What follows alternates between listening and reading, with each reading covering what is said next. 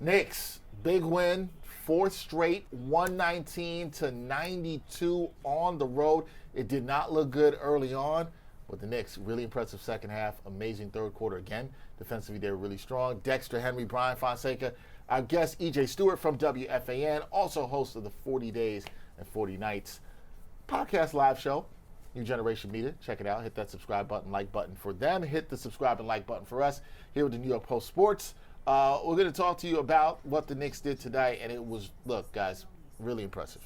I think you got to be impressed with this. If you're a Knicks fan and you're like, hey, they got to show me, you heard Bryan just go through the schedule, and I think the Knicks are primed. It seems like this is a win that says to me, you're locked in right now. You're focused right now. Definitely. You understand what the assignment is with the schedule coming up. I talked about the 10 games in 16 days starting yesterday with Sacramento. You talked about the opponents, Bryan. You got to be locked in now. You've been through some dog days. Maybe that's what it was, EJ, as you talked about. But I don't know where you guys want to rank this. And I also let the fans rank it too. Maybe we could put a poll in the chat. We could put it for them. Is this one of the best? You know what I'll put it? Top 5. Is this a top 5 Knicks win this season? Okay. One. Not a question for me. Absolutely. It's one of the best road wins. It might be the second best road win. I think Philly's the best road win. This might be the second best road win. This is a great road win. What was the record? It was 1-11 against teams 500 or better on the road, and now they've got back-to-back wins over teams 500 or better on the road. That's another thing, Dex, that tells me, they're actually focused now. They're focused. So I'll start it off with you guys with this. Like, when you look at this win and how they won this game, the fashion, the context of it all, is this a top 5 win for the Knicks this season? I'd say without question. I just think for me, and I said this a couple weeks ago, it's kind of odd because you don't know which way it's going to go, but I felt like this team was going to show me how much they actually want to stay together with how they play during this stretch. Because I thought that there were games that were winnable, but you'd have to show up to beat them. Like, obviously, you should beat the Nets, you should beat the Kings, but you're playing the Sixers, like that's a team that's that's handled you a little bit, but you beat the Sixers in the playoffs a couple years ago. You've had their number in recent years. Like, you should find a way to get one back over on them. You owed them a receipt, and you got it. This is a back-to-back game against a tough team, but this is a team that's kind of trying to enter the picture of being one of the Eastern Conference contenders. That's not actually Eastern Conference contender. If you take this seriously and you approach it the way you're approach it, this is a game that's winnable. Now, we didn't know we'd have all these guys out and Brunson sick. So the fact that they were still able to get it, it does tell me, okay, this team does have some grit. It does have some fight. I think they do want to stick together. Maybe them playing so well will make teams want to trade for some of these guys. I don't know.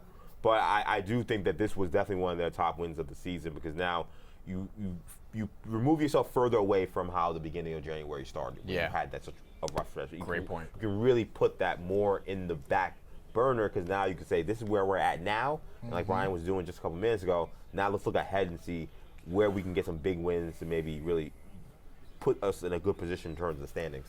Two of the words that you just said there, I agree with everything you said, but what really stood out to me is grit and fight. Yeah. Sometimes a lot of it, we talk about wins and losses, but fans sometimes, especially, all of us here as native New Yorkers, it's like, yo, you want to see that. You want to see that grit and fight. You saw some of that today, and I've been talking about this. There's such an affinity for that 23-24 team because they had that fight. And I think in the last 4 games, you had the Nets beat down the Sixers game. Sacramento, they even fought despite not playing a great game. That was a closer game than the 16 points they won by. 100%. Yeah. But there was grit. You got to give them credit in the fourth quarter. You saw that here again in the second half. Are we starting to see, Bryan, the formation of because the one thing people have said, the Knicks don't have an identity. What's the identity of this team? I'm not sure I can still answer that question. But do you feel like we'll at least start maybe seeing the formation of that coming off of, as EJ said, that 2-9 stretch where they had to look at some things and correct some things? Are we starting to see the formation of the Knicks having an identity? I think you're seeing more of what it can be. I don't know if you're seeing what it actually is yet. It's a small sample size, and we know that they have the capability of doing this, which is why I think a lot of people get pissed off watching this team in terms of, why can't they do this a little bit more consistently? But the defense has been infinitely better these last 4 games. We saw it here in the third quarter a lot, but even in the first half. And I talked about all night, Toronto is shooting terribly from 2. And in this game overall, they didn't shoot that well from 3 either.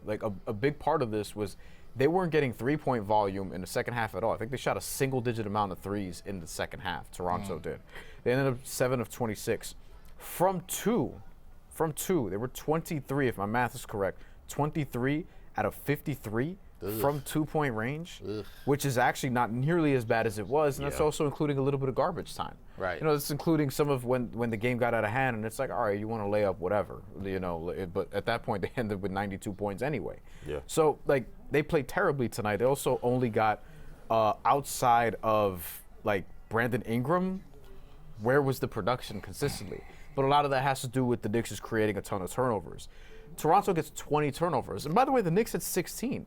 It's not even easy to win in the NBA when you're getting 16, but when you're forcing 20 and you're turning those into second chance points. Runouts and layups. Yeah. Fast break points. Fast break Transition points. That they got. Yeah, Especially yeah. in that third quarter they had. OG Anunoby, ridiculous in this game. It felt like he had 30 steals. He only had 6 steals and 2 blocks. You know what I mean? Like, we're looking at another one of them right here. You know, Karl-Anthony Towns with 22 rebounds, and I know, like, somebody was going to have the big rebounding effort tonight without Mitchell Robinson. But I said before the game, Toronto, without Jakob Poeltl, does not start a center. Colin Murray-Boyles, who's 6'7", plays center for this team, essentially. And Karl-Anthony Towns has to have a big game on the glass. The over-under was like 13.5, and he ended up shredding that. So you see the formation of what the identity could be. I think this is a top 5 win for them, given the context. Yeah. Because you're on the second of a back-to-back. This is a Raptors spot. Like, the Raptors have 6-3, you know, rest advantage, like they're 4-2, like all these different numbers, and, you know, 2 days extra rest. The Knicks just played last night. The Knicks don't have Deuce, who's been their best plus-minus guy. They don't have Mitchell Robinson, who's been another one of their best plus-minus guys and who's been great as of late. And they went in there and win still by 30. Practically. Yeah. So to me, and again, the Knicks were like really, really bad on the road, and still like now they've gotten a little bit better. They've been really bad on the road for a lot of the season, basically the whole first half, and now you have 3 wins against teams on the road 500 or better. 2 of them just in the last few days. So yeah, I think this is a top 5 win of the season for them easily, given all the context. The Knicks are back. You know, it was all not good just a week ago, right? And they're now back in second place in the East. They moved, they're tied with the Celtics for second place in the East. So 6 games back of Detroit. Look, yeah, I think it's absolutely a top 5 win of the season. The context of the stuff always matters when you're looking at the team do this. All the context matters, and how players stepped up is what I'm going to remember from this game. Yeah. Because Mikal Bridges, because this is the thing I've been asking for. Can you step up when you need him to step up? Yep. You saw it tonight. OG, I wasn't maybe necessarily worried about being back in Toronto. Wasn't necessarily worried about that. But can you step up when you need to step up? Mikal Bridges, you got to give him credit. He had 5 layups. You don't see that. Like, listen, you may never see that again for the rest of the season in the game. You may never see that again. He had 5 layups in this one, right? All the players stepped up. I got to give Mike Brown credit for the way he used Josh Hart. Another good game, even though he didn't get his trademark double-double. Cat. We talk about the word sacrifice. It's been used a lot with Cat and how he's adjusting the offense. Not an offensive game that's going to make you go, oh, man. But you know what? He did his job. Bryan said he had to be good on the boards. He dominated, 22 rebounds, right? He helped finish possessions defensively. Cat did what he had to do. That's how you win basketball games. I think a lot of times we focus way too much on offense. You're going to win by getting things done on the defensive end. He got it done. I was impressed with Cat did it, and we saw that behind the back pass that Cat had. Every time it gets That's great. That's one of the highlights. That's his best play of the season. Yeah. Honestly. I mean, you might be right about that. That's his best play of the season. You might be right about that. Where did he come from? And to get You the know rebound. why? 'Cause And there was hustle. yes. It was awareness. Yep. Yeah. And it was part of what he needed to do in winning the game. It's all the things you've talked about looking for Cat. And you know what? Cat didn't have a single offensive foul in this game. Right. I don't know. Did he have a single foul in this Like, game? I don't think he had like, to foul anybody. No fouls in this game. Yeah. Like, I don't even care that he shot where he shot because of that. And just the assist.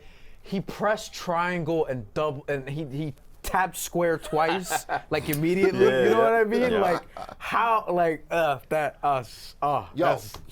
the best Cat play of the season. You know what? You're probably right about that, in that being the best play for him of the season. And it was just, it amplified it embodied a winning play. It was a hustle. It was everything you did. This is the effort people want. When people say a lot of times, EJ, and I say this, they're like, I need this out of Cat, or I need this check mark, or I need Bridges to do this. I focus too much. You think we focus too much on they got to hit this number. No. are you doing things that contribute to winning? Yes. That's what we saw tonight, pretty much team-wide. Yep. Right? Yeah. Even Gershon Yabusele gave you good minutes he did. tonight. Yeah, and thinking back on Cat, to me, like what I thought about as you were talking about him, and you made so many great points, he was what they needed him to be. Like, sometimes you don't need him to score 35 points. Right. Like, sometimes that's not what the game requires. That's not what you're asking for. Just the way they were playing him. He also seems to still be in this offensive funk, but he needed to be a monster on the glass, which he was. He needed to be a big body, throwing guys around the basket, not fouling people, but just being a big presence, which he was. A threat that opened up. We saw the OG dunk on the drive-by in the baseline. Him being just a threat to be a shooter. He made that happen. Yep. And defensively, being there, effort. That third quarter that turned the game. Again, he played a lot of that third quarter, and that was one of the best third quarters defensively the Knicks have had all season. One of the best quarters that they've had defensively all season. The fact that they had that with him on the floor, and it wasn't like, oh, he was out there, but like they kind of just lucked into him being out there. He was making defensive plays. Yeah. He was making deflections. He was on his drops and hedges. He was in the right position every time, which that's all you're asking for. You know, whenever they say, oh, a guy's not good defensively, but he's a good positional defensive player. Right. That's usually what they say when a guy's not necessarily who can guard up on somebody man-to-man. Cat was a good positional defensive player when they need him to be. He was excellent on the glass, which he usually is, but he even was tenfold on that, doubling up on his average of rebounds per game this year. He was what they needed in this game, and that's what he needs to focus on. He's focused too much on, I'm not getting enough touches, I'm not figuring out this offense. What the Knicks will need night to night, they'll adjust when they need him to get the 30 points or the 35 points. They know what he is. They know what he's capable of. There have been too many nights, though, when they've needed him to be something else, and he seems to be still stuck on last season and what he was for the Knicks and how much he appreciated how he played under Tom Thibodeau. To give him a little bit of credit too, this is the night where you looked at a big game, you're like, he's got smaller guys on him. He should dominate offensively. 100%. The thing I want to give him credit for is he never forced the action Nope. tonight. He only took 11 shots. Now, there's going to be some people out there that I think are very offensive-minded and be like, you need more than 8 points out of Cat. I completely disagree. I'm with EJ on this. In this you context, need, sure. You play to what the game dictates, and you deliver that or you don't, right? Yeah. You have to get that done. To me, he played a good game tonight because he played within what the team needed. 100%. And he did that. And it's not all about how much you score offense. There's two sides of the game. He did his thing defensively. He was never out of control. He didn't have a foul. Not an offensive foul. He didn't have a foul. This is the bizarro game. He didn't have a foul, and Mikal Bridges had 5 layups. Yeah. Right? It's not just him. Guys did what they needed to do. And this is a game where Jalen Brunson was 5 of 13. He was sick. Yeah. Right? But the Knicks stepped up, the other players, and gave him the medicine that he needed so they can get right and get their 4th win. That's another reason why it's a top 5 win. Yeah. Because it wasn't Brunson or it wasn't Cat. It wasn't either of them in terms of from an offensive perspective. Yeah. Like, you got one of Mikal Bridges' best games of the season. It's his best game of the season. You got his best game of the season. Yeah. That's the other thing about it this. basically was a nothing for the first, 20 minutes of this game? Yeah. It was at the end of the second quarter when we realized, he's actually out there. We joked at halftime, primarily me, about like he got his 6 points in just one flurry. And then it was like, all right, will we see him again? And we saw him again, for sure. Yeah. And I do think with OG also played one of his better two-way games, obviously. Maybe he's had a better game than this. I don't know, but from a defensive perspective, it really felt very all defense-ish. Yes. And that's what I kept saying in my head. I'm like, this is a guy who can be all defensive second team, like the way that he was just destroying the passing lanes. And he took advantage of some lazy passes that Toronto had. Yeah, he did. But also just reading the defense, reacting, being able to generate buckets on the other side. He's the MVP of this game. 100%. He's not just defensively. I just think as a two-way player, he was the MVP of the game. He kind of set the tone with his defense. Then he got easy buckets. I wanted to hit on that. He started the shift in the third quarter. I agree. Yeah. Completely agree to start the shift. But I want to hit on something that you had said earlier, Bryan. And I thought it was interesting in how you win a game because we looked at how ugly this first half was for both sides. This was not a beautiful basketball game to watch at all, guys. I was almost like EJ's going to leave. He's like, why am I here? I don't want to watch this. I could not believe they were down 4 at halftime. Which is crazy when you looked at how the Knicks played. Yeah. To your point that you made, you talked about OG, and not just Kim in particular, but I thought his defense, we saw the 6 steals and 2 blocks. The Knicks everybody was on the struggle bus. I just want to say everybody was on the struggle bus in terms of offense. But the Knicks then got good looks on threes. Yeah. They were getting easy shots in transition. You know what helps win games when you're struggling? Both of those things. Yes. Yeah. But particularly being able to find easier ways to score, Yes. which is something Mike Brown has talked about at the start of the season, right? Wings getting to the corners. You see Mikal cooking. You see OG cooking. But here's the thing, guys. We can talk about all that and how the offense looked good. Where did it start? Started with defense. Defense. Absolutely. That's what turned it around. Defense It still wins started with championships. defense. You had guys able to, the ball was moving on a night when Brunson was under the weather, not feeling well. And got to give him credit. He played. Yep. He wasn't at his best, but you step out in the court, you got to compete. He competed. Not a great night for him. But listen, OG's to me set the tone defensively, and I thought that was infectious for everybody else on this team. He's the MVP of this game, hands down. Yeah, when he's playing with force, because of his athleticism, because of his strength, he just can change the dynamic of the game on both sides of the floor because there's just not that many guys in the court at his size, with his strength, with his athleticism, that can do the things that he can do. And it's ironic, this is actually one of the teams that actually have guys of similar body types.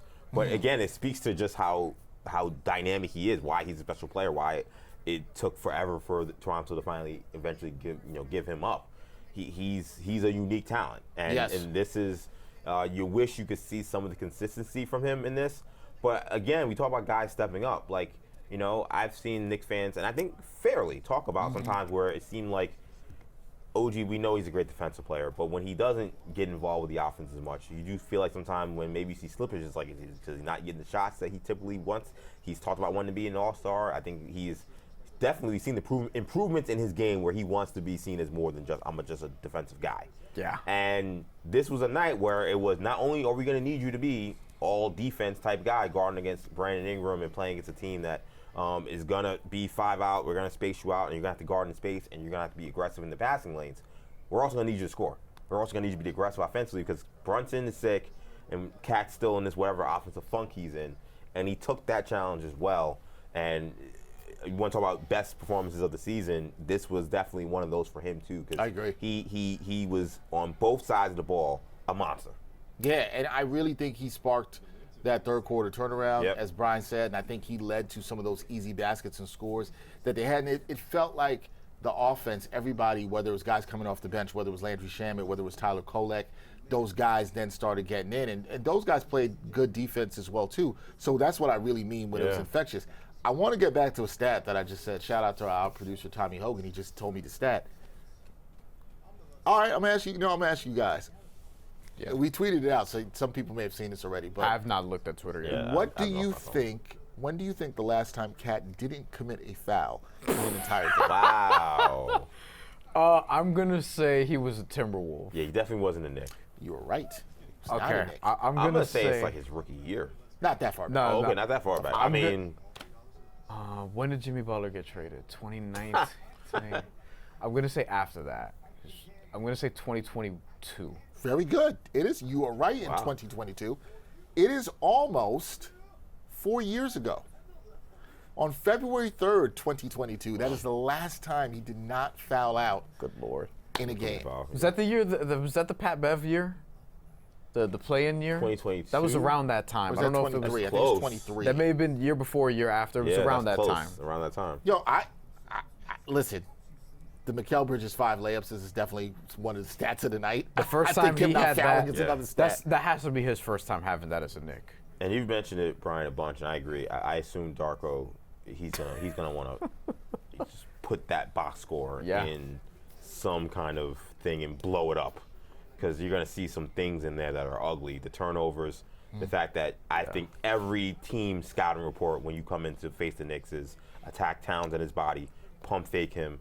You can get him out of this game very early with foul trouble, especially on a night when you don't have Mitchell Robinson. Yep. The fact that the Raptors were unable to do that at all is mind-boggling. This was a mind-boggling performance from the Raptors. I've been impressed with them all season. I was not expecting them to be this good this year, and I've been impressed with Darko. And this was a no-show. That's the only way to describe it. Like I felt early in the game, it felt like, okay, Knicks look like they're kind of sleepwalking. We can kind of also sleepwalk through this game. But we're at home. We'll figure it out. And listen, you're playing against a team that has championship aspirations, that's playing with a little bit of desperation. Like, they've been kind of tarred and feathered here in this city. They've been the talk of the NBA with how much they've struggled of late. And now all these conversations about Giannis. This is a team that, don't forget what they were prior to this swoon. They were 23-9. They were knocking on the door of being the number 1 seed in the East. This is a team that is going to have pride in this kind of moment. And the Raptors just did not bring the fight at all. They did not. I mean, they were held to only 41 points in the second half, which, again, you could talk about all the stuff with the offense and defense. The Knicks held them to 92 points. We look at the last – nobody scored. The Knicks have held teams under 110 points in each of, obviously, their last 4 games during this winning season. Nobody scored more than that. And they have – Only one scored 100. Only one scored 100, and that's the Really? Sixers. They scored 109 in that game. So the Knicks' defense has been really good. I think really more impressive without Mitch, without Deuce McBride. This is why it's a top 5 win for me in there too. But when you talk about everybody contributing tonight, as well too, they got good minutes off the bench, right? The only guys that played double-digit minutes off the bench were Kolek and Shamet. 19 for Kolek, 20 for Shamet. Shamet 3 of 10 from the field, hit 3 3-pointers. He went out for a little bit with a groin injury. Kolek, 10 assist game for him off the bench. You needed his minutes, especially with Brunson down. Now, I ain't going to be like that dude in the chat that be saying crazy stuff about Tyler Kolek and that he's better than Brunson, and that's just absolutely ridiculous. He wants to trade Brunson for Giannis so that Kolek We don't can have to pay attention to unserious people. But what we can talk about is the fact that Kolek did step up. He's a plus 23. Plus minus I don't go too crazy about. But he played well. He had 3 turnovers. He had some silly turnovers you wouldn't like to see. But in a night where you needed to save some minutes for Jalen Brunson, this was good to see Tyler Kolek step up, especially against a team that can provide some defensive length, that can throw some things at him. Now, we saw the turnovers. You'd like to see that cut down. But another good growing opportunity for Tyler Kolek. Now, I want to be clear. That doesn't mean that I'm saying I don't think the Knicks should go and upgrade at backup point guard. I did see the last 3 to 4 weeks. I did watch that. And the dude in the chat was nowhere to be found. Hiding. We used to say your name on here. We don't even do that anymore because you were hiding. Like, you can't be hiding and then come back out when he has a 10-assist game. Come on. Tyler Kolek played well. He did. He did, and he gave good minutes. But we don't have to jump out the window and say, you were going to rather have him than Brunson. Whatever you're sipping on, whatever you're having, good for you. I will say that I really... Oh, this is great. Wait, we have a poll. Go ahead. We have a poll. This is from our producers. What's the most impressive stat? Cat having no fouls for the first time in nearly 4 years. Almost 4 years exact. Or Mikal Bridges making 5 layups. To me, it's Cat. It's Cat. It's Cat all day. Yeah. I just put in a vote for my YouTube channel, which you can subscribe to as I relaunch my show next month. Rebranded also. Did an interview today that hopefully will be on that. Yeah, I got it with you. I think it's Cat. It's Cat. Because I thought at some point Mikal Bridges could get 5 layups in the game this season. I didn't think I'd ever see Cat not fouling in an NBA game is when you're a big who gets attacked a lot. Admittedly, it's tough. You're at the top of the scouting report for every team in terms of what we're going to do offensively. Right. Yeah. And he didn't. In a game where there's no Mitchell Robinson to cover your backside. Yeah, and I'm willing to bet Bridges has gotten 5 layups in a game more recently, but I don't know. I would say when he was with the Nets, it had to have happened. The last time I remember Bridges having this many layups, if I'm being completely honest, he was on a heater in this game too, was Christmas Day last season. Against the Spurs. The 40-burger. Yeah. You know what's funny? He had a good game. He had a good game attacking the rim in that game. So, because we talked about top 5 wins, I was trying to think of, all right, what are the other wins that are going to be there? The Cup win is there. To me, number 1 is still the Sixers win that just happened on the road because of their struggles on the road before I think that's number 1 too. That's number 1 to me.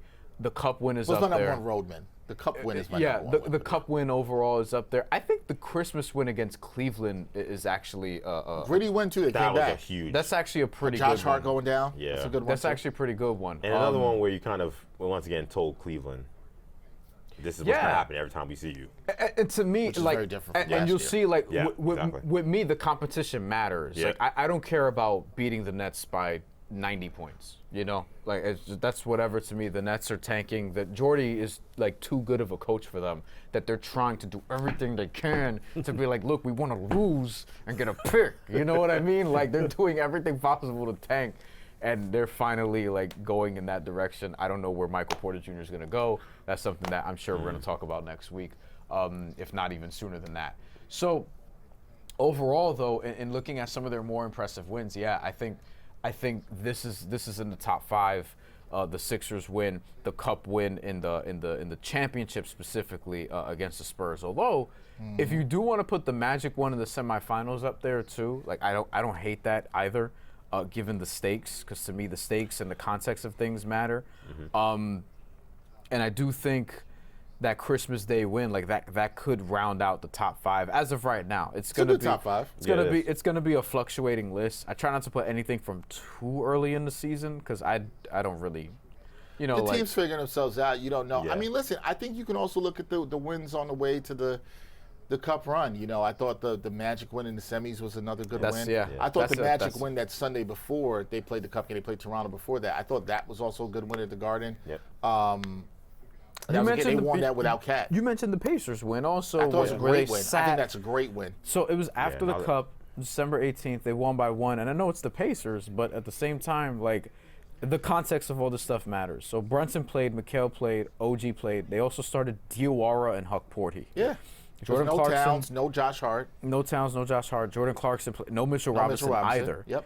Clarkson played 29 minutes. He played really well. Kolek played well. He had 26 minutes. Trey Jameson, we saw 18 minutes of that. Who played well in that game. Yeah. That was listen, I think there's sometimes games like, and tonight kind of works in this too. Sometimes these games you win where you have guys down, we cannot put, I won't say a price, a value. But we don't always see the value of how that impacts a team going forward. Those wins can be really galvanizing, especially on the road or back-to-back. Those wins can give a lot, especially confidence for the young guys. Definitely. So when it comes to it, in all seriousness, when we talk about a Tyler Kolek and guys that play well, it's okay, like, oh, well, what do you do after this? What do we see from you after this and how you can improve? Now, you and I, we all agreed about this here.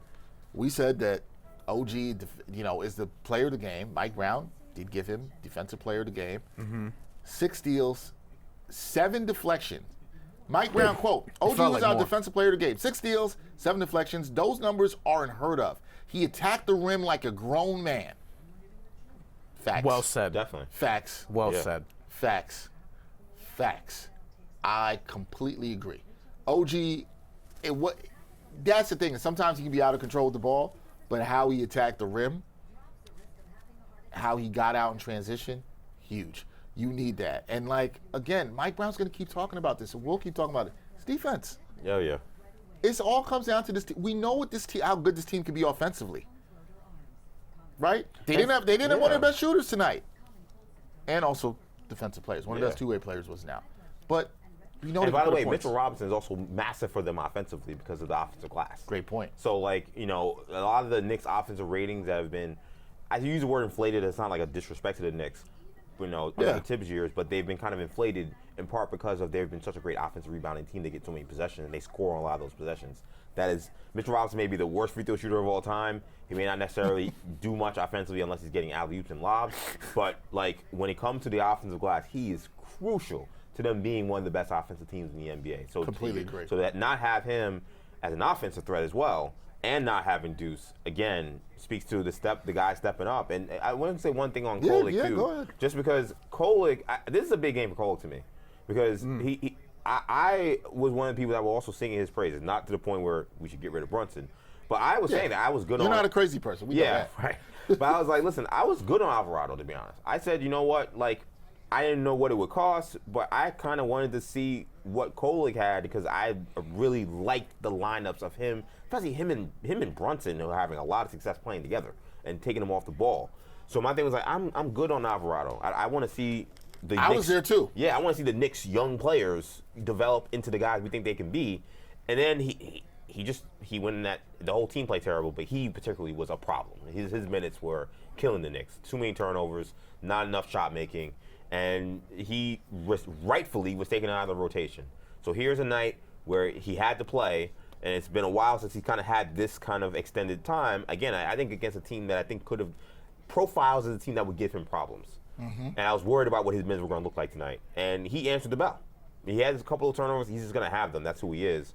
But because he's still learning. Right, but he hit some shots. He had all those assists, obviously, and he ran the team really well. The ball didn't stick. The ball was moving when he was out there. It looked a lot like the Kolick that I was saying, we're good. I kept using the Colin Cowherd meme of like, on Tatum. Ben Simmons. We had Ben Simmons here, LeBron. We're all good here. I literally posted that 3 times and then I banned it. I don't post it anymore because I'm like, man, we need a backup point guard now because of how you're playing. But where are you now?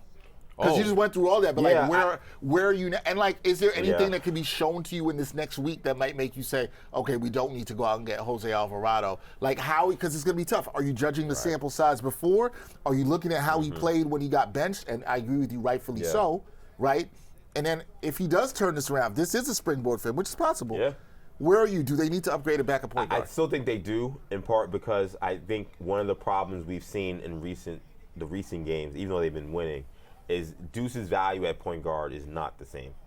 Better off the ball. He's way better off the ball. Yep. He's not a natural point guard. At least he doesn't play like one. He played point guard at West Virginia, but college is different. Yeah, college is totally different. And a lot of it is a lot more bring the ball up, pass, and it's not as much you creating. It's the coach telling you where to go because they micromanage every possession. Exactly, and he's playing for Bob Huggins, so that's real. That's real micromanaging, right? More to the point. So in some ways, it's a perfect fit. Yes, So it is. but this doesn't work. He's better off the ball, and I think you actually increase Deuce's value if you bring in another guard who can also attack in terms of being a point attack defender and can allow Deuce to be that sniper that he's been. Agree. His jump shot's been a little off the last few games. He's been one of the best shooters in the NBA. That legitimately, and you don't want to lose that aspect of his game at all. So that's why I don't trust Kolick defensively. And great game tonight. And there are going to be games where they may still need him, but I'm getting another guy in here as well to push him and push the entire team in terms of minutes because I think they're going to need some depth in that backcourt. You and I are on the same page because that was my journey. And listen, Bryan was probably the most skeptical person here when we did stuff in the preseason. He was on. Let me put it like this: Bryan was like, "You need to show me more with Kolick," and I think teams are going to hunt him. When he played well, I'm not going to say that that's fully changed. No, I don't think it's fully changed either. I think we're all in the same page. I haven't seen him in April yet. Right. Which is a fair point.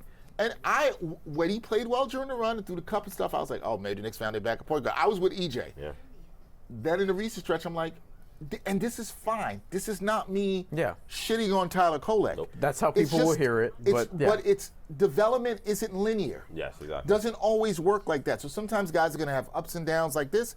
There's a world in which Tyler Kolick, I think he's gotten better than we saw him last year. Let's just put that out there, right? But also, I think he's gotten better throughout the season, and I think he's learning things, and that's fine. And there's a world in which maybe he's not ready for prime time in the playoffs, like EJ's saying, and he could be better next year if they keep him on the roster. That's fine. Yeah. Development doesn't always work the way we want it to this quickly. It's fine. Yeah, and we should all know, regular season and playoffs are two different things. They're damn near different sports. Yes, especially no now. No question. Now in the NBA, it's ridiculous. I mean, look, prime example will be the Knicks last year getting their ass handed to them by the Celtics over and over. Then the Celtics were like, oh, we could just shoot our way to victory, and everyone thought that was the case. Hand up. And they ended up losing that series before Jason Tatum blew out his Achilles. And now the Celtics actually shifted their identity as a result of that and look like they might be a better postseason team despite not being as good of a regular season team. They lost to the Atlanta Hawks today in Boston. So like regular season and playoffs, it's just different. So I think to go into the playoffs having essentially 2 point guards in general that you trust, like you only have 2 people who can run the show, that's thin as it is. Definitely. And then you have to determine how you feel about the guy who is in the backup role right now because he's younger, he hasn't been in the playoffs. There's a lot of things that they're going to have to assess by the trade deadline, which we've talked about a ton and will continue to talk about. And I know fans want to talk about it. We saw shout out to Negro1. Negro, you were rocking with us the other day in the postgame show. He said, time to get Kolick back in the rotation. Yabu Jelly. Why y'all gotta be so mean, man? Why y'all gotta be so mean? That's all I'm gonna say about that. That's wild. I'm just. And Clarkson, be damned. Don't need another little guard. Get a wing who can handle. Negro1, let me say this. I don't necessarily disagree with you. What if you can do both? What if you trade with New Orleans and you're able to get I'm sorry, why am I blanking on my guy's name? The wing, Sadiq Bey. Sadiq Bey, and you can get Jose Alvarado. Now, City Bay is not the best handler in terms of that, but he can create a little bit and get to his own spot and get a shot. He can shoot the three really well. We talked about Najee Marshall on our trade wish show. Do you have a preference? Do you want a wing? You want a wing too on this team? I like Marshall. He's expensive, but I like Marshall. Because his contract's so friendly. Yeah. Oh, okay. From a trade capital He means standpoint, from a trade yes. capital standpoint. Yeah. Now, what you're giving up. And also the shooting. But you, if Mike Brown likes people who drive like quote unquote grown men, Right. He's a dog. He drives like a grown man. That is why he's in the league. And despite not having a consistent enough 3-point shot, he has the talent to make it, but just doesn't. He can give you 15 a night because he just drives it down your freaking throat. Yeah, he's a dog, man. Like he is. If you go from you got the wing stop starting, you go to the bench, and he's coming in the game. Like again, as a defense, you're like. So all you Knicks fans who like real New York basketball, like real Knicks basketball, Najee Marshall. That's New Jersey's finest. That's the guy But for I you. take that a little bit from you too. It's funny. Could they bring Alvarado? Could they bring a Najee Marshall? It sounds Former to me teammates like with the Pels. Yeah, exactly. Yeah, former teammates with the Pelicans. Who too. got into a fight together before against Jimmy Butler and Nikola Jovic, I believe that was. Sounds like no back down there. Sounds about right by those It guys. sounds All to four me of like them dudes, by the way. Yeah, those 4 guys getting in a fight. That's a fight. Totally That with is true. Totally understand It that. sounds to me, EJ, like you would like an infusion of some physicality to this team. Is that something you like to see at the deadline? If you're not getting someone like Giannis, is it an infusion of physicality to this team? My big thing with the Knicks has been, is there, and the Karl Towns thing is the Karl Towns thing. I've been one of those people that I've liked that they've put his name out there, not just with the Bucks, but just other teams. And the idea that maybe you can consolidate him into multiple pieces that just fit better. Yeah. So I think they should be really open-minded about Cat's future here, because you're not going to sign him to this extension. So just like they didn't want to sign Randall to the extension, so they moved him. Just like they didn't want to sign certain other guys, and they moved them right before. So I think they need to be open-minded about what they want to do here. But let's just say that's like the most extreme thing they do. If they say that we're backing off, okay, let's see if we can add a piece here or there. I would lean more backcourt over wings, because I think at the end of the day, you're investing $70 million a year on the wing, on your starting wings. Like at a certain point, like OG and Bridges like just have to be respectable enough and good enough to like handle that. And your backcourt is Brunson, and not a lot there really in terms of money investment, right? I mean, Clarkson's on a veterans minimum. Coley was a second-round pick. Deuce is a very team-friendly contract. Yeah, Deuce is on an extremely team-friendly contract, and he's good, but he is, like I said, he's not a point guard to me. So you're going to need some backcourt help, because what's going to happen in the playoffs is what happened last year. Everybody's going to pick up a lot more full court in the postseason. Yep. It's what every coaching staff has learned. It gets teams out of their defenses, and the Knicks seem to be the team that's most prone to this being a problem, because they only really allow Brunson to really facilitate the offense. Yeah. So because of that, they're the perfect team to press, and they're the perfect team to get under the skin. And if you can get the ball out of Brunson's hands, now you have a guy who's bringing up the ball who actually you are concerned that he can actually beat pressure. We saw Bridges getting ripped at half court. We saw Campaign became unplayable in the playoffs because of the pressure Detroit was putting on him in the first round. So that's going to come again. That's not going away with the roster they have. In fact, with Cole, I think you're even going further, being like, yeah, we're definitely pressing this team. So that's why I look at, again, Alvarado or some other guard to say we need someone that can relieve that pressure. I liked getting Clarkson because I thought, okay, he actually could help with that, but he's looking also unplayable right now. Again, I think they're going to need him. I think he's going to be a part of this rotation by the time we get to the playoffs. But you think he'll be back in a rotation? I do. Clarkson. And as long as he's not traded, yeah, because I think they're going to need someone else that can create a shot. And his warts are his warts. It's just obvious, right? There's another way where I can describe it, right? Yeah. But to me, I think, again, we saw when he was playing well, he was a very useful player for them. Yeah, it's going to be matchup you need a guy who has like random offense and can randomly get hot. Like honestly, like we had the Campaign game, that one game he had in game 2 or game 1. Game one, right? Do you even win the series without right? And like seriously, and the problem, unfortunately, was that they couldn't get another game like that from him, and he was getting so bad they couldn't play him anymore. Yeah. But those are the kind of guys you need. All these teams that win championships, they have guys that can have these. OKC has Wiggins. He could just have a game where he just gets 25, and you're like, Isaiah Joe right? could get high. They have the other Jalen Williams, Right. who's not as good, who can like fill in, and he has 9 points, 5 rebounds. All the top teams have him. So I think Clarkson, he needs to be that guy. So I think you're going to need him at some point. They're going to have to go back to him at He's some a point. professional scorer, right? Yeah. And he can get it done. You just want to see him play a little bit, some defense. It's really what you'd like to see him play. But if somebody's never really been that, it's hard to expect him to do that now. Yeah. I'm just with EJ in that. Like, I think it's two things. Again, I understand for a lot of fans out there, they're looking at this point of the season, the trade deadline. It's like, I don't care what it is. Salary cap, second apron be damned, Yep. the Knicks' lack of picks. Go get Giannis. You should get Giannis. Yeah. And it's like, we just outlined this on our most recent show. It's not as likely unless you get some other teams involved and how motivated the Bucks get involved. So if that can happen, you have to absolutely, in my opinion, try to win on the margins. Right. And try to get a little bit of oomph off the bench if you can in terms of physicality, right? In terms of point attack defense. Because if the Knicks play defense like they did tonight with this roster that we're seeing right now, right? In a game where Cat and Brunson combined for 21 points, right? And there was no Mitch and there was no Deuce. Well, what if you got a little bit better on the bench? What if you added a Alvarado? What if you added we even talked about another big like an Yves Misi. What if you add a Najee Marshall or a Sadiq Bey? There's ways this bench could be better, and then Jordan Clarkson becomes a little bit more playable. Where I don't know how many minutes that is. Maybe that's 10 minutes a game you're looking at, but maybe that's all you need. I think the big thing for them is, can they improve this bench? Yeah. Before, as they get closer to the season, how can they improve the bench even more and give Mike Brown more flexibility, more optionality on the bench? I think that's a big thing for them as they move towards the end of the season. That's something I would like to see. And I think backup point guard, we've been talking about this all year long. Malcolm Brogdon retiring changed a lot for this team. I think he would have been playing. I agree.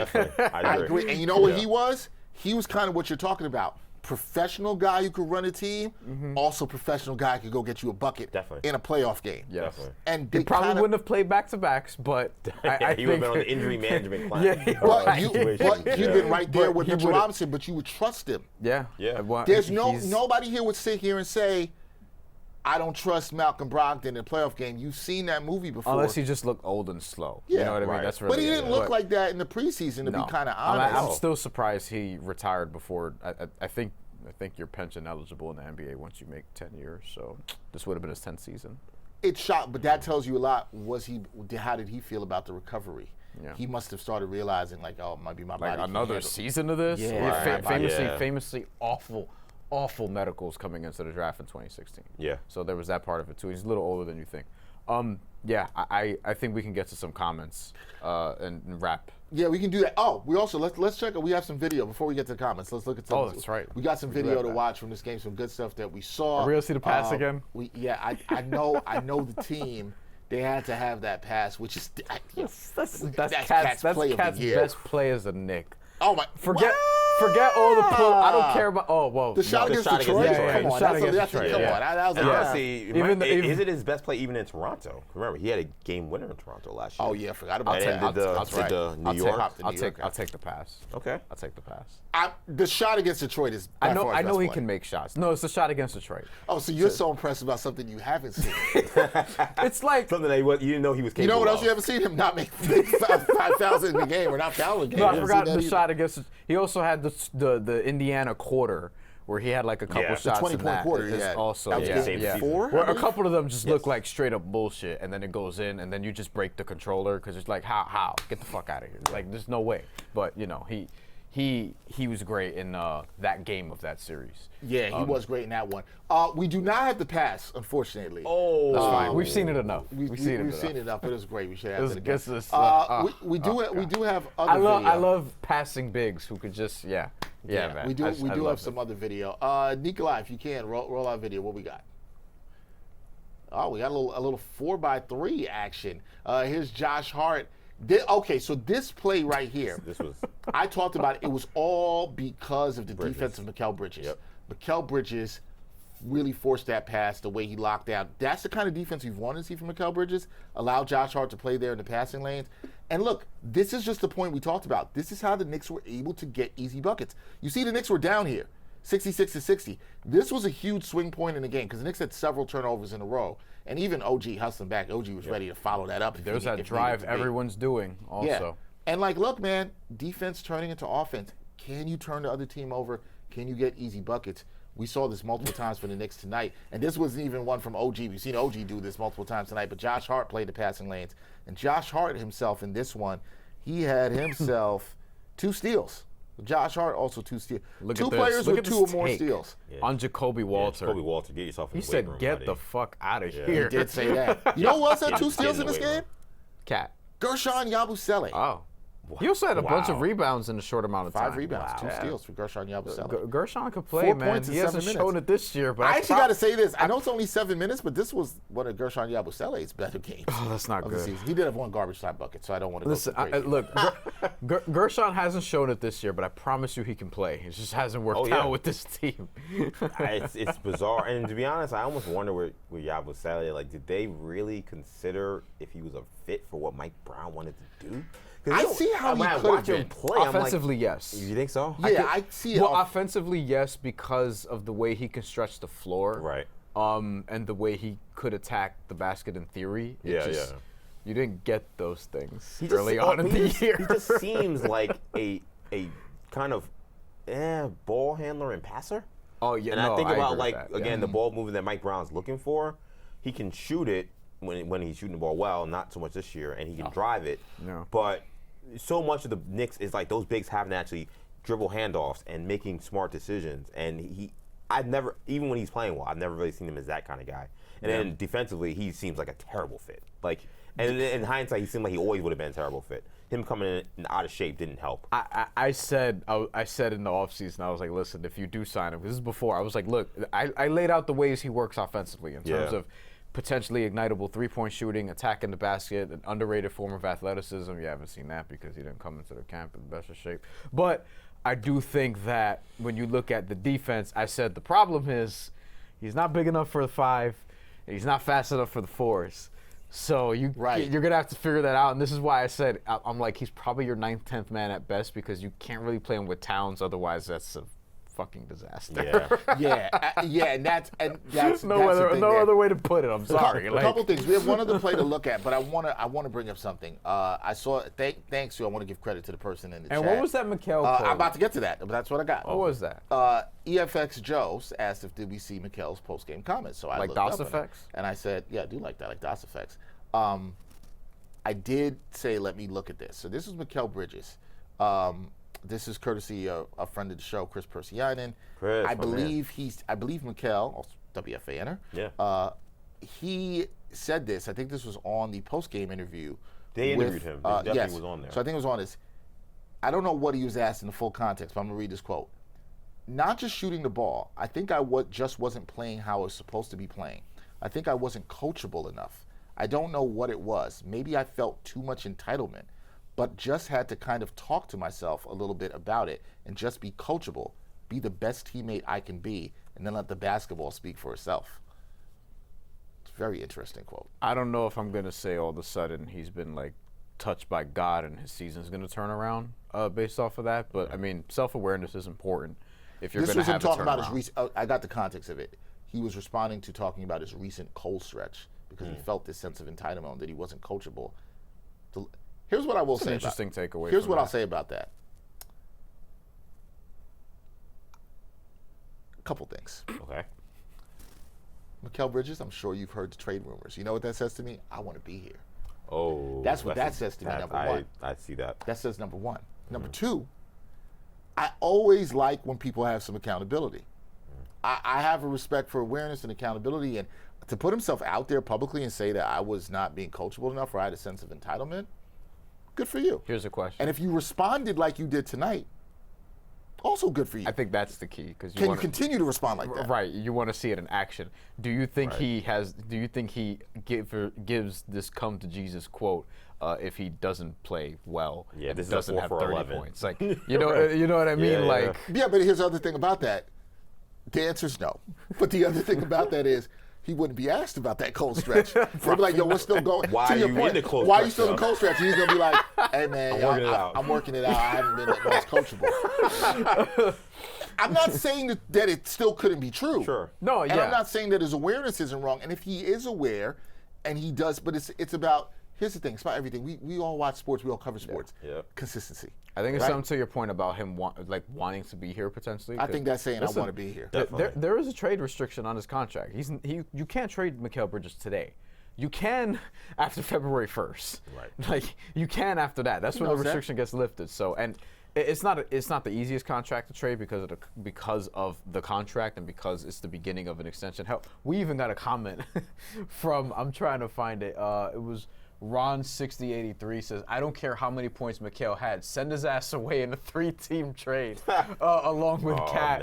Along with Cat for Giannis. I mean, like, so we'll see if Mikal if Mikal ultimately plays as well as he could and really live up to what you paid for. That's going to be the key in whether or not they can get to the finals for the first time, get back to the conference finals. Like you're going to need Mikal Bridges to live up to it. Ultimately. I said this at the beginning of the year. I thought He's he not was the only one, but I thought he was the most important Knick on this season. Mikal Bridges, efficiency-wise, has had a pretty good season shooting the ball. Yeah. It's just been about consistency. I don't want to overuse the word aggressiveness because I think that gets labeled on him a little too much. But it's about consistency. I thought the kind of defense he played tonight was good. We just showed it in the last clip. defensively he was sharp tonight. I thought he was sharp tonight in Yeah, that. for the And most sometimes it's not just steals, but look at how he helped Josh Hart get I a don't care steal. about steals with defense. Just stop your man. Yeah. Stop your man. And he did that on that play. Yeah, Be in right position, He did that on that play. And look, actions over words. Yeah. The Of course. quotes are dope, and I do think the first step is awareness, though. The first step to change is awareness. And So go ahead. Yeah, DJ, no, I'm I sorry. was going to say real quick that in Bridges, this is not the first time he's kind of gone down this path. Remember, coming into the season, he said that he heard the noise about how people were talking about how he played last year. Yep. And that he felt like, listen, I actually love the Knicks fans. I love that they're on top of me because remember this. I am on top of myself as anybody can imagine. So a lot of stuff they were saying about me, I was saying about myself. So I'm not someone who I don't shy away from the criticism Knicks fans were giving me. I embrace it, and I actually want to have a much better year. And he actually started the year playing extremely well. I was super I high. thought he was playing extremely well too. to start the year. So this is not really. And then Yeah, I know, right? Again, see, that's the thing, and I think if you're a Mikal Bridges cynic, you probably hear that and you're like, oh, only for him to eventually go back to the way things were, whatever. So Here's the thing that matters. that's why the actions do matter. Yeah. Actions do matter. You know what else matters? Actions in the playoffs matter. Yeah. If he does, if you play like this in the playoffs, you have a couple games in the series, which what we're asked. If he has a couple games like tonight in the series, that is huge. Yeah. You understand how huge that is for this team? and that's like- how he was against Boston. And look, all this aside, like in April, we will be speaking very little about what they did in January, Yes. the win over the Sixers, Yep. the win over the Raptors. Maybe they'll beat the Lakers this coming weekend. Like, this team will be judged. This team will be judged on what they do in the spring. It is all about the playoffs. Not that the regular season doesn't matter. I'm not, don't hear what I'm not saying. The regular season does matter. But how they will be judged by everybody, including y'all, is going to be what they do in the postseason. So we can get all the money quotes, the great quotes about this person worked out with, whomever, like they went shadow boxing with Floyd Mayweather. This person was running 1,000,000 miles with, Allison Felix in the sand, whatever. Whatever it Comments is. are like off-season workouts. Yeah. You know what I mean? Off-season workout videos. Like, all these different things. Ray Allen taught me how to shoot a three-pointer, and now all of a sudden, whatever, who cares? Yeah. But they're going to be judged by the spring. So now it's positioning yourself for that. Now it's about not getting your ass whooped in situations like this, and they did not. I think today is encouraging. It's not nothing, but No, it's, it not, means it's, something. it's not everything either. Yeah, And I go also ahead, want EJ. to throw an assist to Jalen Brunson for that Bridges quote because the report came out about them having this team meeting that was called by Brunson, and he's the captain. And the message coming out of the meeting from Brunson was apparently that we cannot look to the coaches for the answers. I think some of that was him saying, I know a lot of UMFers wanted our last coach gone. He's now gone. And you're now sitting here and you're complaining about the new guy. we're not doing this again. Like, this guy's the coach. You guys wanted Tibbs gone, now he's gone. We got to find the answers from within, because at the end of the day, this is not a coaching thing. This is an effort thing. It's your now point. You have Bridges saying, I wasn't being coachable. I think that's him taking the cue from the captain. It's your point, because Thank you, EJ. I've been saying this. What does Dex say all the time? Said this in the playoffs last year when they would struggle, when they'd win, whatever. Players have agencies. Yeah, Literally bar for bar what you said the whole time. What annoys me sometimes with certain segments of the fan base, and it happened during this 2-9 stretch. Yeah. Let's blame Mike Brown. Mike Brown's a problem. He's in over his head. Mike Brown can coach, which is a stupid notion. I just think it's absolutely stupid. Like, Mike Brown can coach. He knows what he's doing. But everybody wants to always blame the coach because it's the easy first button to push. And you don't, and fans don't want to go to the players, and I hate it. Players can be better. This team is talented. They can be better. You know how you know they can be better? You just saw them be 2-9, and now they've won 4 straight, and they've been playing defense. So you know they can be better. They won an NBA Cup. You also know they can be better. Hold players accountable. You know who's doing that? The captain, Jalen Brunson. Even though some people think Tyler Kolek is better. And that also is stupid. Right? But players, I'm so glad you said that. Because Brunson said it. Brunson said it too. But people are going to take biting you. No, I'm not going to take credit. Brunson's a great leader and knows how to lead in the locker room. I don't want to say that. I haven't been in the NBA locker room. Well, I've been in the NBA locker room. You have, definitely. But not to lead. But I haven't led an NBA locker room. Here's the thing. We've all been in NBA locker rooms. But what I want to say that EJ just mentioned that I think is a really good point. And I always try to bring sports. People, look, it's a job. It's still a job. Yeah. And it's about working. And even at jobs, you need leadership. EJ and I have worked together. We've worked on shows together. You and I have worked together for a long time and done shows independently, things here. Yeah. Our producers, you all need people coming together, right? So if something doesn't work on this show or your show or whatever you do or whatever anybody else is doing your job, it fails. Think about, for the audience, think about your job. And if things aren't going right, you're just going to be going there, I blame my boss. You could try that and you won't have a job. You could try that energy. You won't have a job. You can't. Now, I'm not saying sometimes people have shitty bosses. Definitely. It happens, right? Sometimes there are coaches that aren't good. But what do we all get judged on where we work? What's the output? Yeah. What's the productivity? Yep. Are you doing your job, EJ? Yep. Are you doing your job, Bryan? Are you doing your job, person in the chat? Whoever you may be watching the show, no matter what, think about your job. It's the same for players here. Yeah. They've got to execute. And so I appreciate Brunson saying that to the team. And maybe, let's just take a step further. Maybe Mikal Bridges said, yeah, you know what? It sounds like it. You know what? I got on the coach last year. I made the comments in Portland about the minutes, and I hit the game winner. And maybe I'm not saying this. Maybe it had something to do with Tom Thibodeau not being here. They changed. They said they wanted somebody to be more collaborative. Well, Mike Brown's been collaborative. Mike Brown, too, will be judged by winning, right? Yep. Yes, all of them. But this isn't I've been saying this. This isn't a scheme thing. This isn't a coaching thing. EJ, I'm so glad this. Brian's agreed with me, but I'm so glad to have you say it, too. Yeah. This is a players getting it done thing. Yes. They got the talent to get it done. Either you do or you don't. Somebody had to be an adult in the room and say it. Brunson said it. Maybe now Bridges is being a bigger adult and saying, hey, man, I've been doing what I need to do. Now, to your point, if you're a Bridges skeptic, you might be like, yeah, man, but you gave up 5 first-round picks. I kind of hate that sometimes because the picks are gone. It's sunk cost. Yep. Well, or it's not a sunk cost if he does this more regularly. Right. Well, it doesn't have to be this. No, the point I make when I say sunk know. cost is like you've already paid the price. Yeah, right. right, Like, right, the right. price is paid. Evaluating So against complaining that, about the price is it's pointless. There's it's nothing you pointless. could do. Like Right. you can't. You might not have liked what you paid. Yeah. It is what it is. You can't like restart the league or whatever. Like you can't put in a different game. Like you can't.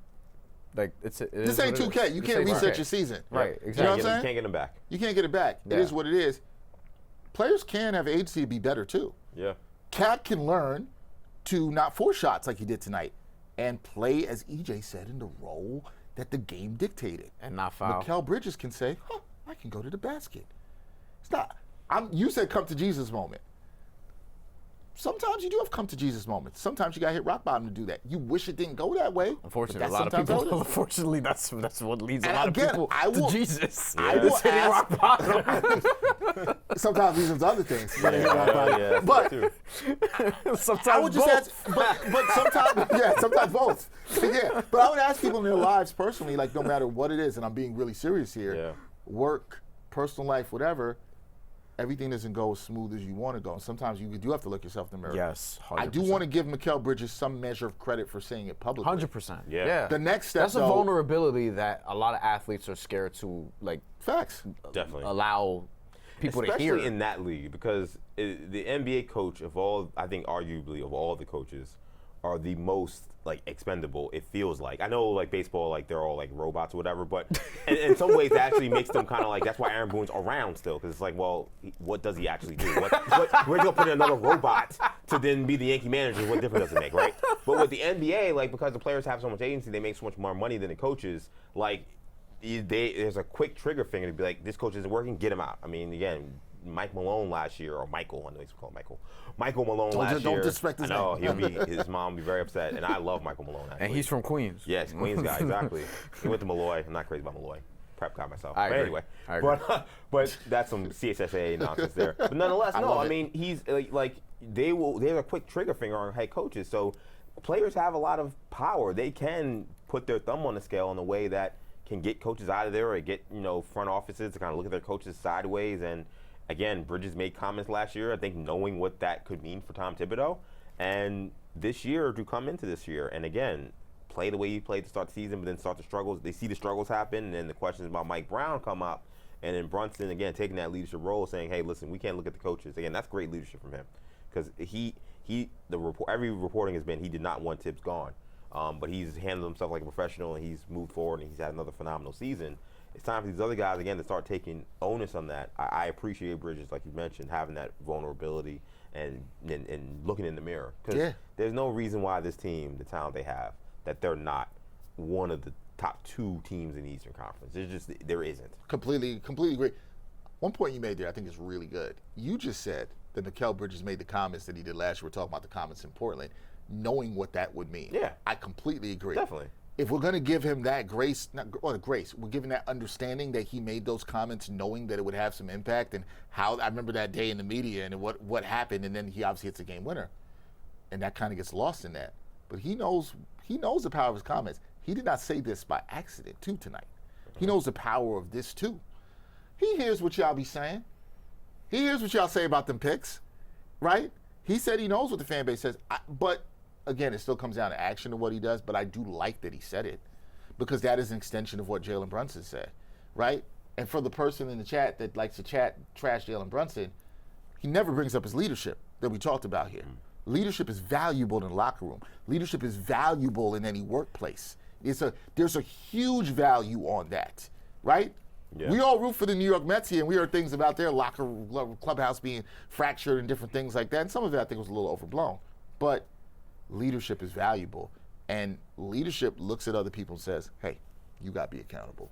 You got to be accountable. Yeah. I sound like Oprah giving out, you get this, you get this. But that's what you do. Okay, Oprah. And I think that matters a ton here in looking at the context of what the Knicks do and where they're going to go going forward. I think that all matters. Coming into this season, so this is 2025-26 season, one of my favorite things is the GM survey. One of my favorite things is GM survey, okay? Which player is the best leader in the NBA? This is according to the 30 GMs or the assistants that they have this filled out for them. 43%, number 1 in the league, Steph Curry. Number 2 in the league at 13% was Jalen Brunson. Wow. Yeah. You know who knows some things? You know who was third? Who's third? Nikola Jokic at 10%. Yeah. But but here's the thing. After Jalen Brunson. When the GM surveys and those things are done, and we're going to wrap, when the GM surveys and things are done, these are people who are around the league, that know the league, that talk to people. These are people I see at games that talk to scouts, that talk to other front office executives. Yeah. Those people know. Yep. By the way, those people know. Before the 2024-2025 season, so this is after the Knicks lose to the Pacers in the semifinals in 7. Which player is the best leader? Stephen Curry, 33%, number 1. Tied for second in the league. LeBron James, 23%. Jalen Brunson 23% with LeBron. LeBron. Yeah. Ahead of Nikola Jokic both years, by the way. Like, this is how he is viewed around the league, outside of his locker room, everybody who knows around the league knows that. Yeah. Everybody knows he's a great leader. He was also receiving votes the year before. He wasn't on the top list or whatever. Yeah. He had proven himself more at that point. He had solidified himself, I think, with that second Knicks run to the semifinals. Yeah.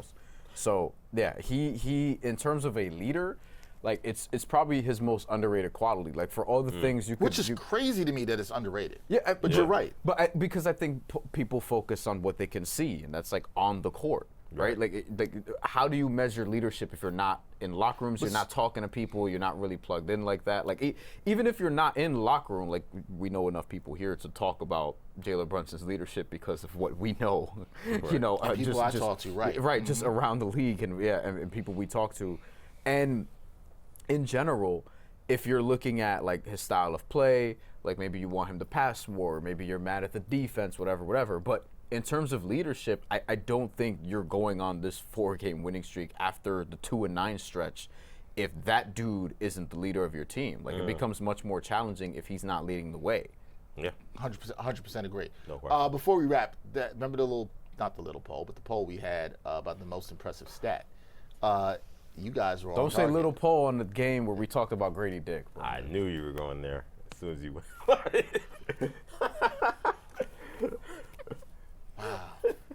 I don't know how I knew that was going to happen, too. I was like, as soon as that don't go, I was like, I think he's always going with it. The wrestling fans were just, y'all were in tune.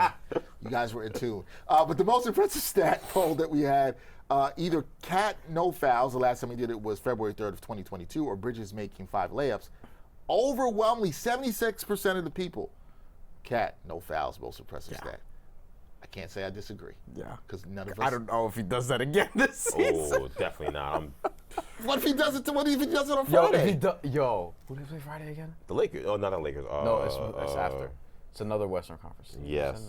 Portland on Friday. Oh, Denny? No way. No. Yeah, I was gonna say with Denny. Yeah. He will know this kind of report and understand. Unlike the Raptors tonight. Yeah. The Blazers are gonna do what the Raptors did. No. First play of the game. 11:44 left. Beep. Denny to the line, 2 free throws on Cat. All right, so it feels like the worry meter on the Knicks is gone. If he doesn't foul Denny in that game, I don't know. He might have turned the corner. It might be a whole new Cat. We don't even know what we're gonna do with that. Could you imagine back-to-back games? I swear, if it's back-to-back games, I'm tweeting at both of you guys, and I'll be like, "It's the curse of EJ." EJ said it's not gonna happen. You said it wasn't gonna happen. If he does it again against Denny, then he has to do it again against Luka Doncic, LeBron. Yeah, Could you imagine if he does it 3 games in a row? I could only imagine if he does it 3 games in a row. I will be at the Garden on Sunday. If I'm there on Sunday and he does not foul, I'm shouting you both out in the show. I swear I'm shouting you both out.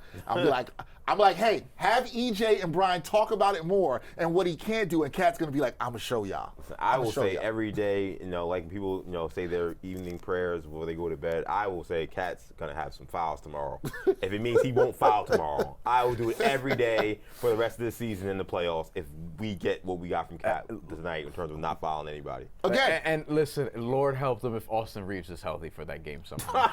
That's a tough. Yeah. That'll be a little challenge. Oh my gosh. Hey, we can only dream, man. We can only dream. Listen, as we wrap, what I will say is I think Knicks fans can start to feel a little bit better than they did a little bit over a week ago. Yeah, you can breathe a little bit. They've won 4 in a row.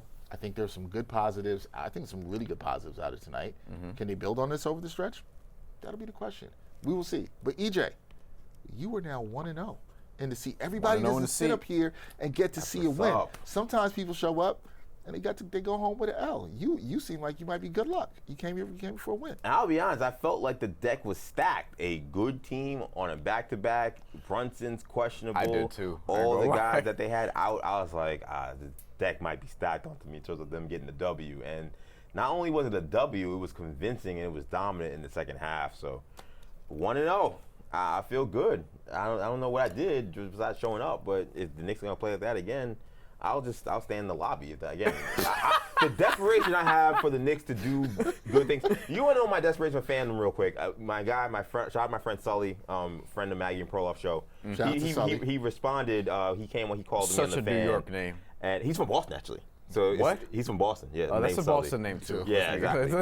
But he called because he reminded me. I forgot I even said this, but he was like, I remember because he was talking about he was happy his Patriots were going to the Super Bowl, and he was like, I remember you said on the fan as the Patriots were having a good season, like on Maggie Proloff, that you would pay $5,000 just to see the Jets. Like you can guarantee the Jets made the Super Bowl, and I was like, absolutely, because they're like, what would the cost be if you could just guarantee the Jets not win? Just be in the Super Bowl. You don't know what the result is. They make it, they lose. You don't know. But if you can guarantee, what would you pay out of pocket? And I said $5,000. I'm not going to the game. I don't get any special perks. It's you just know they'll be in the Super Bowl. I know they will be in the Super Bowl next year. I would spend. He said, and that's insane. And I was like, those are the lengths I will go to support my team. Can I push you? Before I do a follow-up question, but I want to push you for on a Mets World Series. I'm thinking. Would you do $7,500? For the Jets to be in the,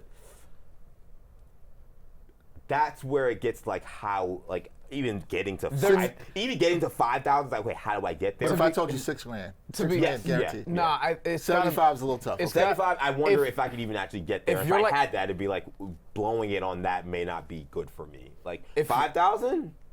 I would say, if you're like a big Jet fan, though, I think you got to go higher. How much for the Knicks? Because if you don't pay for it, they're not going to get there. Well, the Knicks, that's the problem. How much for the Knicks? The Knicks, to me, the Jets is always the highest because I've seen the Knicks in the finals. Because they're the Jets. That's the answer. Yeah, I've seen the Knicks in the finals. I've seen the Mets in the World Series. I've seen the Rangers. I'm not a huge hockey fan, but I've seen the Rangers in the Stanley Cup. Yeah, I'm not paying much for the Rangers. And I don't think I'm paying anything. I love the Rangers, but I'm not paying. I'm not paying anything for the guarantee. So. I've seen them get to the Stanley Cup and lose, so I'm not paying anything.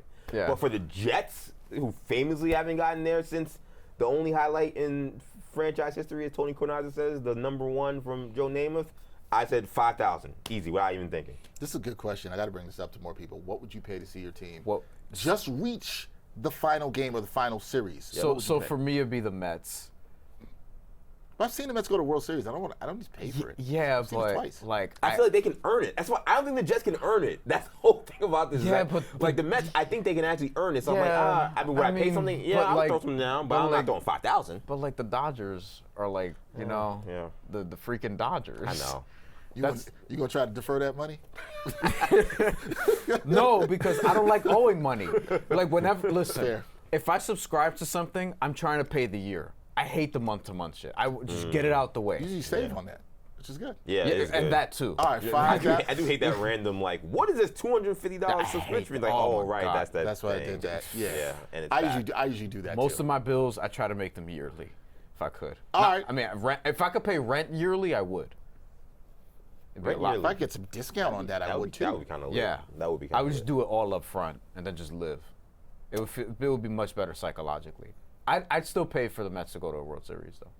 I don't know who I'd pay to see win. You would pay for the Knicks. Although you think they can get. You shouldn't pay this year. You should pay like we'll knock on wood, but you should pay like if it just falls apart and then like okay. You know what I pay for right now? This is gonna be. I was talking to EJ about this before. I would pay Liverpool. No, I've seen Liverpool win. So Liverpool's fine. Like I'm not worried about them. I'd pay for the Steelers to redo their coaching search. Wow. That's what I pay for. That's what I pay for. That's what I like. Get Mike McCarthy up out of here.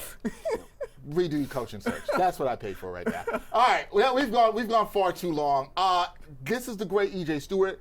Please check him out on WFAN. He does a great job when he's on there. Please also check out his YouTube series, 40 Days, 40 Nights. I'm sure I will be on there soon. We're also probably going. I'm going to hit you up next week. We're doing a live NBA trade deadline show. We'd love to have you on. You should come on with me and Bryan. I would love that. We should talk. I feel like you will be a good voice of reason at the trade deadline that we might need. I'll talk to you more about that. Yeah, we will need. So definitely hit him up. New Generation Media. Like and subscribe to them there. I love the name. Hit the like and subscribe. It's a great name. Hit the like and subscribe button for us as well too. Let us know what you think about this episode. We definitely will have EJ back for another watch party because he's good luck, even though he doesn't believe Cat can never have a foul game where he doesn't foul again. But we will see. Also, good to know that EJ would pay $5,000 to see the Jets win. Not even win. Just go to the Super Bowl. Just be in it. Which says a lot about the experience of being a Jets fan. That's what that says. It says a lot about being a Jets fan. You wouldn't pay $5,000 to see the Mets beat the Dodgers in the NLCS? Yeah, I would. I would too. That's what I'm saying. There you go. I would. I probably would. I probably would. But I just told you, I paid $5,000 to have the Steelers do their coaching search again. So there you go. All right, that's Bryan Fonseca as well. Check him out on all the stuff he does. Subscribe to his YouTube channel as well. Yes. I'm Dexter Henry. We want to thank all the fans for joining us and watching us and sticking with us through the game. Your comments were appreciated. We'll catch you next time. A lot of more stuff coming this week. We have a very busy week at the trade deadline coming up. And hopefully EJ will be part of our trade deadline show. But a lot of good stuff. Oh, also forgot to shout out the great people working behind the scenes. Yes. Nikolai Jackson, technical directing. Our producers, Tommy Hogan and Tommy Cohen. Our editor, Wesley Spain, doing a great job on everything. Wesley, we're sorry about your Broncos. Actually, are we? But they did lose to the Patriots. Yeah, I am. Patriots? Yeah, I am. I'm sorry. We are sorry. I actually owe Wesley a dinner. That's a whole nother thing. All right, we're getting out of here. Appreciate y'all joining us. We'll catch you next time on New York Got Game. Peace. And thanks for watching New York Got Game. Boom shakalaka.